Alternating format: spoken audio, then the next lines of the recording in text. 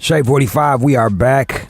It's an all-out show, and I have two special guests here, Dr. Dan, Donald Schultz. They just did, or they've been shooting, and they're making 3 documentaries on the healing properties of hallucinogens. Is that accurate? Is that pretty accurate? Or? Yeah, I think they're better classified as entheogens. What does that mean? So the root antheos means to God. Like the highway to source. Okay. Like opening up the doorway to get the download straight from the big mind. So entheogens, so Genesis is like the making of that, the beginning of that, the inception point of that. So it's like the road back.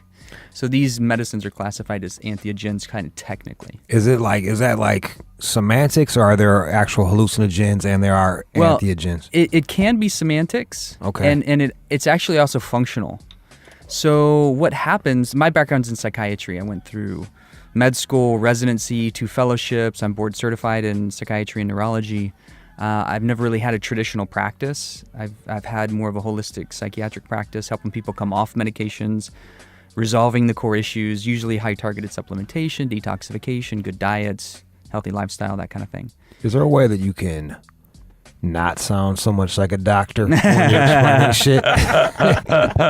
Yes. Let's try to get that We're just going to break it down. Clean out the body. All right. Clean out the brain. Okay. And you take care of 80% of people's symptoms. All right. Consistently. Now, there are certain things like bipolar mood disorder, mood dysregulation, kind of up and down, so you get mania and depression. Okay. That's the 2 sides of the bipolar. And schizophrenia, psychosis, and hallucinations. So the reason I kind of make that distinction is because hallucinations are oftentimes generated from the mind, from the ego. People shadow material, all the stuff they don't want to look at. Once their defenses get dropped down, that comes projected out into how they see reality. Okay. So they start hallucinating what's happening in the mind. Hallucinations are different than visions. Visions are instilled through the medicine work. So example of that, Steve Jobs on an acid trip. Get that mic closer to you. Sorry. Steve Jobs on an acid trip saw the iPad. He invented the iPad on an acid trip. It was downloaded to him and given to him like a gift. So that's a vision. It didn't come from his mind. It was something straight from source. So you believe that you take this thing and then something outside of yourself happens? Yes, there's a connection between what's going on inside and what's happening outside. Okay. All right. So let's talk about some of the, what's the word for that shit again? Entheogens. Let's talk about some of the entheogens you guys have been experimenting with, checking out and trying out. What's the first one that you guys did? Another common term, just to come back to that point, entheogens, because it does sound a little too technical. It sounds kind of like psychedelics. Like an asshole would say. Right. You know what I mean? Like, actually, I'm on a fucking entheogen. It's like, all right, dude. I'm gonna get up on my pedestal and talk about give me some fucking mushrooms already. All right. Psychedelics. All right. Psychedelics. And that's right. It's weird because it's got a bad name over the last, since the 60s, but psychedelics are truly the psychedelic experience when you have this godly experience. It's funny, like, I do mushrooms, but I won't do them unless I want to change. Or I don't do mushrooms unless my bills are paid, my house is clean, and I'm happy with myself. And the last time I did them bitches, like, I quit, it made me quit ketamine, and I quit Vicodin and shit. Like, just because it held that mirror up to my face, and I was like, I don't really like where I'm at right now. Bam. That is a perfect description of what the medicine potential and that ceremony experience, whether you're doing it like in the context of ceremony or you're doing it with the intention to really find out what's holding you back from being your best self, what's holding you back from being happy. Everybody wants to be happy. These are allies to get rid of all that psychic bullshit and put up the mirror and see, okay, what needs to change? What can I take honest inventory? What can I change to make myself a more happy person? All right, let's talk about some of the psychedelics then. So the first one that we did, we went down to Peru and we filmed. I filmed and Dan took part in a 3,500-year-old tradition where they drink mescaline. They drink this cactus that occurs everywhere in South America, and they have these visionary experiences. So these guys took part in the ceremony down in the rainforest of Peru, and we filmed the whole thing. So what do you do? Like, they pick the cactus and like boil them or some shit? Like, what happens? The most common term for that cactus is San Pedro. The original I need you to be less of a doctor, man. Like this, I don't know how else to fucking, like, I need you to just like stop and just think about your audience right now. Yeah, the reason I'm saying that is because I think people are going to hear cactus and they're going to say, okay, what cactus? There's a lot of fucking cactuses out there. Peyote and San Pedro have the same property. That's mescaline. And so now we have kind of an idea because a lot of people know that term and they're like, oh, I can make now an association. Okay. So when you have the cactus, there's different ways to prepare it. And the way you typically do it is you harvest a piece of the cactus, take off all the spines, cut it into small pieces, boil it doan, and you make an extraction or a decoction. And essentially that's a tea, concentrated tea. Okay. And you drink this concentrated tea, ceremony experience, temple kind of space, intention set. The experience lasts about 12 hours. And in the midst of that, so a lot of people know Carlos Castaneda's work, the teachings of Don Juan, and peyote. Peyote's more close to where we are geographically. It's just right across the border in Mexico. And it's the same kind of experience, a little different, but same kind of experience. So that mescaline trip puts you into this visionary state where you lose sense of time, you lose sense of kind of like the way the monkey mind typically works and all this bullshit that goes on in the mind. It drops you into this state where you start to have more of a kind of a silky, velvety texture effect with your relationship, not too dissimilar from psilocybin. Okay. So me, some the people, first time, they actually say it feels like Molly and mushrooms at once. So it's like that body mental experience. And another thing a lot of people talk about is interconnectivity. They feel like they're connected to the earth. So this ceremony is done in the rainforest, right? And these guys are ripped off their faces on mescaline, and then walking around the rainforest, hanging out with the locals, and eating food and just interacting with Mother Nature. And it's one of those experiences where it's so religious in the fact that you're connecting back to what you came from, not to a church. You're connecting to Mother Nature, literally. And then there's 3 mesas that they do for what is it, water, earth, and air. Mm-hmm. And so those are like the ceremonies that get connected back to certain elements in nature. And so this whole tradition is 3,400 years old, and it's from this area called Chavin, the northern part of South America. Goes from like Ecuador down to Chile. And during that 1,000-year period of this Chavin era, throughout the pre-Incan, pre-Columbian, way back, the widespread use through the general population, through that whole region, using Wachuma, or San Pedro cactus, this cactus, tea, instilled this 1,000-year period of peace. No war. They was chilling because everybody was like, pound cactus. That's fucking... And everyone. 1,000 years of peace. And that was one of the rules, is there wasn't a, like, you can do it, I can't. It was everyone does it. And then they built a temple that's still standing today at the source of the Amazon. It's one of the most incredible things you'll ever see. 888-742-3345. We're going to play a song and come right back. Let's go. We're back with Dr. Dan and Donald Schultz. They're using psychedelics for healing, just evolution, honestly, right? Yeah. I mean, when it comes down to it, that's what it's all about. Yeah, you're going to heal the mind, you're going to heal the body, you're going to have these experiences. And what's that all for? It's for evolution. Just for us to be able to evolve our consciousness. So a lot of these you're talking about, like, it seems like one has to do a road trip, or you have to get on a plane for this. Most of it's illegal here in the States. And that's a big controversy that's in the midst of changing, because there's more clinical research, there's more scientists studying these things, appreciating the medicinal properties. These are things straight from nature. Where did the intervention come in that says now I can't use something straight from nature, and why is somebody telling me that I can't do that? Isn't that crazy? Yeah. Isn't that crazy? It's like making lettuce illegal or some shit like that. No, you can buy the pill, you just can't eat the leaf. That's basically what they're saying.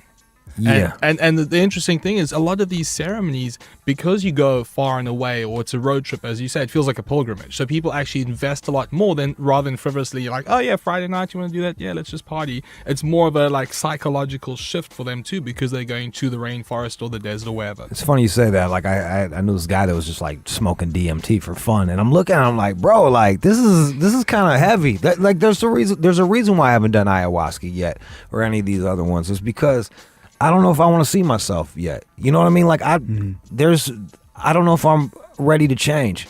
Mm-hmm. One of the interesting things they say about ayahuasca and specifically DMT is you don't look for it, it just finds you. One day it will be everywhere in your life and you can't avoid it. And a lot of people have said to me that like it got to a breaking point where I had to go work with it. Well, but until you get to that bridge, you don't cross it. I feel like ayahuasca is making a hell of a comeback right now. Like I'm hearing about like there's like a lot of like miserable fucking businessmen who are like doing these things trying to find themselves. This is like all the rage almost. Mm-hmm. Which isn't always a bad thing, you know. Just because something's trendy doesn't make it bad. Did you do the ayahuasca? Have you done that? Yeah. Tell me about that. Ayahuasca's another really powerful medicine.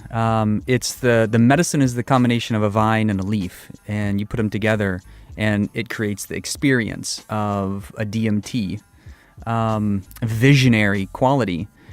They describe traditionally ayahuasca as a purgative, which it makes you vomit. Okay. It makes you get like rid purge. of Yeah. purge. Okay. Exactly. Purge from above or purge from below. Probably both. Probably both, sometimes at the same time. So it can be a really fucking messy experience. It really depends on how much prep you've done, how much toxicity, and how much is trying to push out. Like, holy shit, man! I've been in a fair number of ayahuasca ceremonies. You look like you're living pretty clean though. Like you got like Dr. Dan's got that. It's almost that look in your eye that makes, when you see his eyes, you start thinking about all the fucked up shit you're doing. You're like, God damn, he's got like that extra glow about him and shit. Like maybe They actually call that the ayahuasca glow, and it's like it's in people. And Is so that- and it's a physical thing as well as a spiritual thing. Like it's just it clears people out spiritually. It clears all that shadow material that you're running from. It clears away. The DMT experience is about 3 minutes. Ayahuasca is 4 to 6 hours. So instead of a roller coaster, it's a drive through the savannah and check everything out. to get prepared. What do you do? Does one have to fast or what do you do? The big reason to not do ayahuasca is being on psychiatric medications. Like, and so many people are on psych meds. And so that's the first kind of, when you just have to look at safety first. Okay. And so, and most people are having a hard time. I mean, my practice is really helping people come off of psych meds. I feel like we're just the most over medicated society ever. Like we're supposed to be we're supposed to be a USA #1. Why do we sell so many fucking antidepressants? And that's the thing you said, rich businessmen going drinking ayahuasca, because people get to the top of the chain with all the money, all the toys, and they're like, I'm not fucking happy. You're still not happy. When Right. I was broke, at least I was, I had something to achieve. Now I have it all, and I'm a fucking grumpy bastard. Mm-hmm. So that's one of the things that really is switching people on. So if you are on Psych meds. you gotta You gotta chill get that off. out. At least a 1 month washout. Really? Yeah. And then other just safety issues, people with a history of psychosis, like because they already have their doors wide open. They're already getting way too much information. They can't navigate it. No ayahuasca, no psychedelic work at all. You don't want to blow the doors No. off and no shit like no, that. because sometimes people don't come back so easily. And so also if somebody has a history of bipolar mood disorder, manic, depression, ayahuasca can make that worse. So there's some things that you just don't mess with. There are ways to navigate both those fields. You just have to be with somebody super medicine positive, medicine experienced, being able to surf that bridge between this psychedelic experience and the psychedelic work with traditional psychiatry. And so that's essentially what I do, and there are others, like MAPS is a great organization that's led by some really great scientists. They're based out of the Bay, maps.org, maps.org. And they do though. They've been doing psychedelic research for like 20 years and really trying to understand it scientifically and also to be able to point people in the right direction You need to know that you're going to sit with people who have experience, they have integrity, they know how to create the safe container. Yeah. Like the Temple of the Way of Light is run by a super skilled set of people, and they work with the highest level of women and men healers. They're called maestros and maestras. Very integrous, very steeped in the medicine. What's the name of that one so we can plug it? Temple of the Way of Light. All right, let me talk about the actual, I'm going to call it a trip just because. Let's talk about the trip. You ingest it, you drink it? Ayahuasca is also a tea, just like What's it taste the like? cactus that we were talking about. It tastes, it's a wide range, actually. It's usually super thick, super bitter, tastes vile, and the more you take it, the stronger the taste gets. So it's actually harder to take more over time. But some Hawaiian blends are more floral and a little bit sweeter. Some deep Amazonian blends are super soupy, and like you just have to choke it down. Ugh. Yeah. All right. Now, how long does it take for that to kick in? It depends on your metabolism. On metabolism, on how many barriers are in the way. Like a high history, if people smoke a lot of weed, there is a filter mechanism. There's a barrier that kind of gets stuck in place that is hard for ayahuasca to get through. So sometimes that's a big barrier for people. They're like, oh, I didn't have much of an experience. Like, well, do you smoke weed? Yeah, I smoke for a bit. I didn't smoke the day before. Well, it's still in your system, and there's an interference. Can you just drink more ayahuasca, or will that cure it? It has to be like a washout period where you actually give some time away from weed in order to have the Aya experience. Okay. That's just traditionally. So other times it's about metabolism. It's about how much you have, like whether it's fasting, detoxification, etc. And I've seen some really quote-unquote toxic people have an immediate experience within 5 or 10 minutes that was glorious. Right. It was hell for them for a period of time, shitting themselves, puking themselves. Did you ever poop on yourself, doctor? I totally did. The first weekend I did, I shat myself. First rule of working with ayahuasca, don't trust a fart. You just blow that. I know I'm gonna shit on myself, man.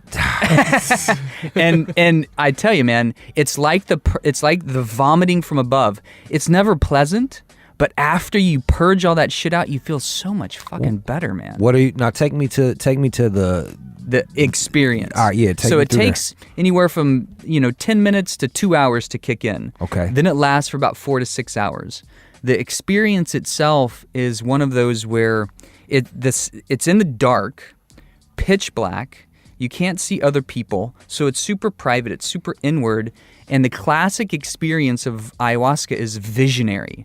So you see this like psychedelic realm of this multi-dimensional, multicolored, fractal seascape, like a bit of a DMT. If you were to smoke it, all of a sudden now you're just like pulsed back into the origins of the universe, like on a molecular level, like all of the just grit that made up the universe, pulsed into this seascape, and then sometimes it organizes itself into seeing spirit helpers like serpents, jaguars, seeing past relatives, seeing parts of ourselves come back. In ceremony, I've seen parts of myself come back that I was disconnected from, or that I voluntarily let go of.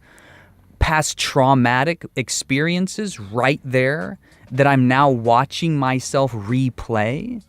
And so the cool thing about something like the psychedelic shit that you did, that you thought you dealt with, but you didn't deal with, is like, hey, bruh, like I've been dogging you this whole time. You didn't even realize it, huh? Bingo. The way to think of the human mind is, it's an iceberg. The top part that we're aware of is such a small part. The real driving force is that what's underneath the iceberg and what's pushing us subconsciously. Well, the thing is, and when you go through a thing and you're dealing with, like, you almost got to live in denial sometimes because it's a survival mechanism. Yeah, you got to fucking go to work the next day. You can't. I got in a car accident. I'm fucked up.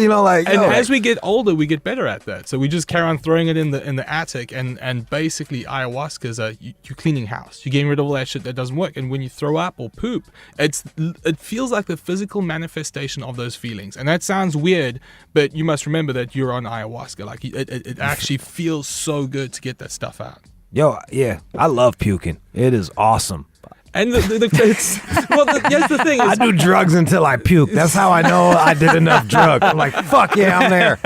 You're like, I've done enough. It's enough GHB now. Okay. Well, the interesting thing is you drink about a shot glass big, but people will throw up volumes, like shit that came Like, from where did somewhere. that come from? And the same thing with the back door is they poop so much, and it's like it's from something a lot deeper than just if you drank too much alcohol and puked. How often do you do this?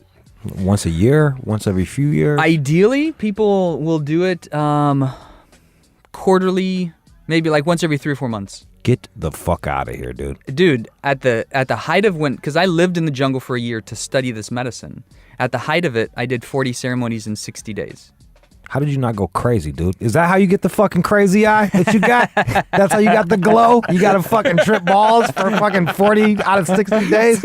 I did get crazy. That I sounds did get exhausting. manic. I did get into about a year of a suicidal depression after that. The wheels fucking came off. Because you're dealing with all your shit. Too at much the shit. same It's time. like it's like you've been starved for water and you see a fire hose and you try and drink from that. It's not a great place to start. But I wanted to study the science, I wanted to study the experience, and I also got addicted to the ride.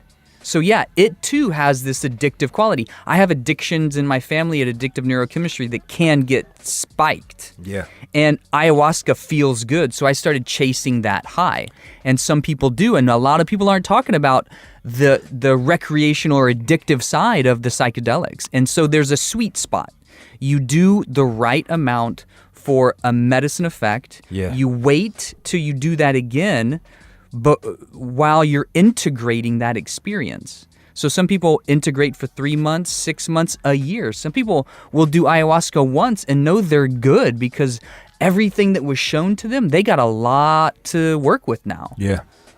So it's individual specific, but I think most people who are doing ayahuasca are not giving themselves enough integration time. And they're probably doing it too frequently because it becomes this crutch that you can lean on. Instead of, it's supposed to be a tool so you can see yourself become a stronger person instead of be walking around with that. Exactly. That was my problem with ketamine. It was a nice disassociative. I break shit down. I think about stuff. But then I do it again the next day, and then I do it again the next day, and the next thing you know, you're like at a gram a day, and suddenly you're retarded. Let's go to Tanya. It's a slippery slope. Tanya in Pennsylvania. Go ahead, Tanya. Oh, hi there, everybody. I would like to know, is it true that ayahuasca can help a person through withdrawal of getting off heroin and other illicit drugs? Yes. It is. That's an indication where you really want to be with somebody who knows how to do that work, because that's a special kind of field to navigate, going through opiate withdrawal. Going through any other kind of like drug use withdrawal is another extenuating factor. When we break it down to what are the things that are specifically good for heroin, Iboga is actually better than that. Now, what's Iboga? Iboga is another psychedelic, comes from Africa. It's a root bark. And you take that also as a tea or as just the dry powder. You can just choke it down. Iboga is legal in Canada. It's legal in Mexico. So you can go up to Canada, do Totally. some Iboga, Totally. kick the heroin. In a weekend. But you got to want to kick heroin. You got to want You have it. to want to take Iboga. Like that's the commitment. It's the vast majority of people who do Iboga for heroin or any opiate dependency. The majority of them get well and don't return after 1 weekend of medicine.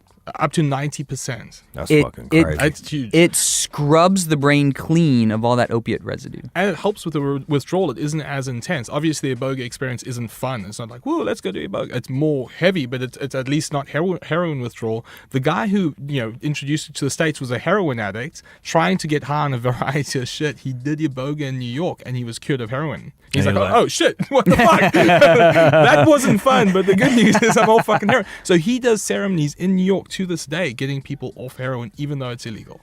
888-742-3345. Let's play some music. Come on back. We got more talk, y'all. Let's go. We're back. We're going to wrap up this discussion with Dr. Dan and Donald Schultz. Just the healing properties of psychedelics. The stuff that we've been discussing so far is like, I gotta get on a fucking plane. Mm-hmm. Is there anything where I don't need a passport that I can do, perhaps, maybe with some self-healing and stuff like that? Everything that we have been talking about is available here, underground. Is there anything that is overground that they haven't, like, fucked with yet? Yeah, peyote is legal through the Native American Church. Okay. Ayahuasca is legal through the Santo Daime Church, and the Daime Church has organizations and affiliations countrywide. It's a bit of a different experience than the traditional kind of jungle ayahuasca work that we've been talking about. It's different in that there's a lot of the Daime Church and the UDV. Those are two different organizations. There's a bit of Catholicism wrapped in, so it's kind of like you go to church, and instead of taking the sacrament like the wafer, you take ayahuasca. Which is fucking... I would go to church more, I'll tell you that much. There's a branch of Santo Daime in Los Angeles, actually, which is quite interesting to check out. Other things you can try that are legal. Sensory deprivation is a psychedelic experience. I know you've done that. That was awesome. And then kratom tea is something that it's coming up a lot. It's helping people get off prescription meds. And some of the mechanisms, I mean, Dan can tell you about it. It's absolutely incredible. It's drank like coffee or tea in Asia. And then here, people use it as a daily drink and also to use it to get off of things like Vicodin. Mm-hmm. Yeah, so the question before from the woman in Pennsylvania, is ayahuasca good for opiates? And, my initial... I'm going to go, anytime I'm working with a client or a friend or family or for myself, I want to go to the money first. I want to go to the thing with the biggest punch, the highest chance of success. So if it's opiates, I'm going to Iboga. Okay. If it's a money thing, if it's an availability thing, then the step down from that would be kratom. And so kratom is this tea. It's also in capsule form. You can get it over the counter. It has this effect of working on the opiate system in the body and in the brain to transition off of the opiate prescription medications onto a more natural plant-based remedy. And in Bali, people have used this tea daily from childhood to elderly without any obvious side effects. Long-term use, still safe. I mean, you think about it, we drink coffee every day. I'm drinking that shit right now, boy. That shit makes me... You know how much more shit I get done? And it's weird. People don't realize how much plants influence our life. Alcohol comes from plants. Coffee comes from plants. Cigarettes come from plants. Like all from the plants or shit, plants. Pharmaceuticals come from plants at the beginning of the day. You know what I mean? Like, and that's the thing. You can take the pill. You can't eat the leaf. Like that's the rule. Ain't that something? Right. Let's go to the phone lines. Hey man, what do you know about, like, I know you are all positive and shit, and I'm just gonna get disgusting. Like, something like That's right. I'm trying to fuck on some of these, bro. Like, dude, you don't want to be doing that. You don't want to fuck on ayahuasca? No. Actually, it might be wild, like some wild puke shit fuck. It would be pretty fucking messy for most people. And most people don't actually want to engage sexually. You might have a lot of sexual fantasies, visions, experience come up, but it's not sexual in that, like, you're sitting there with a boner for 3 hours. They got this shit called Viagra, bro. So I would just fucking... One of the okay, so that's a bad combo. Yeah. Aya and Viagra. Viagra-wasca. We just came up with it. We got another documentary, y'all. Whoa. You want to have a CPR guy handy and like one of those crash pads like to jumpstart your heart after you have a heart attack. One of the good psychedelics for sex is mushrooms. And one of the theories about human existence is we had a period of Eden, and it's basically low dose of mushrooms, everything gets contrast, you have these visual binoculars. Like if you take small doses, high doses of mushrooms, you want to have sex with everyone, and very high doses you connect to source. And the idea is when people in Africa ate these mushrooms and had sex with each other, they didn't know paternity. They didn't know if it was my kid or your kid. It was just our kid. So the whole village lived together. So that we can still feel today. If you work with mushrooms and have sex on it, it's actually, it's a pretty powerful experience. One time I had sex on mushrooms, and then I was a tree, and then she was a tree, and then we was like fucking trees. It was fucking awesome, right? Yeah. There you go. Totally had that happen. Oh man. And so it depends on what you're going for. Like if you're going for your own personal inner work, like I want to look at the mirror, I want to take care of all my shadow shit that I've been chasing, or I've been running from, that's been chasing me all these years. I want to do it by myself. I want to connect more deeply with my partner. then let's do it together and still create the ceremony and That's dope. the space to do really deep soul level connection work. That shit's amazing. MDMA is also one of those things that people use to connect with their lovers more intensely and deeply. Let's go to Clash in Dallas. He's got a question. Clash. What's going on, y'all? Hey, my question is, has anybody ever died from it? I know I did some research on it and about how they went in the jungle in Peru, and they've actually, from what I can remember reading, some people saying they've actually died from it. Now, is that actually true? Yes, that has happened. Motherfuckers die. Now people want to do it more. They got so much bad shit in their brain, they fucking die, son. How do you die? What do you have, a heart attack or some shit? Couple of different ways. The biggest kind of contraindication that we started with, the reason not to do it, is you're on psych meds. What about diabetes? Someone asked about diabetes meds. Fine. Okay. It actually is curative for diabetes. Really? Yeah. You have to then, again... For being like a fat ass or for like type 1? Well, it does. It's both for your body and your brain. So diabetes is oftentimes an addiction to sugar. Okay. Right. So it takes care of the addiction. Right. And it helps. There's a healing experience that happens with the whole endocrine system. It resets it and reboots it to neutral. Huh. Yeah. It doesn't maybe happen in one ceremony. It can happen over time. But again, coming back to the first indication, man, if you're on psych meds, don't do ayahuasca. And the reason people have died is because they didn't tell who they were sitting with that they were on psych meds. And they took ayahuasca and they had a hypertensive crisis, had a heart attack, and died. So here's a statistic. More people have fucked Kim Kardashian in the last 10 years than died from ayahuasca. How's that? It's No very few. Yeah. Yeah, say that again. More people have fucked Kim Kardashian than have died from ayahuasca in the last 10 years. Like, it's a handful of people. But, always, anytime... Can you die off of mushrooms? If you do something stupid. Like Like that's the run thing. out into traffic? Exactly. And that's that ain't off of mushrooms. That's off of not being able to handle your fucking drugs. But just like marijuana. They're going to blame it on, but that's just more fuel for them to blame the powers that be, to blame psychedelics and keep them illegal. So let's have a clear conversation about it. The other way that people have died using ayahuasca is that they've had a massive healing. And so there's this case recently portrayed of this guy who had end-stage cancer and tumors throughout his body, particularly his nervous system. He had a really rare form of cancer. Started doing ayahuasca work, and the tumors started to reverse. Like, you could see them shrinking, but as they were reversing, they released a toxic chemical into the bloodstream that caused a heart attack, and he died. Damn.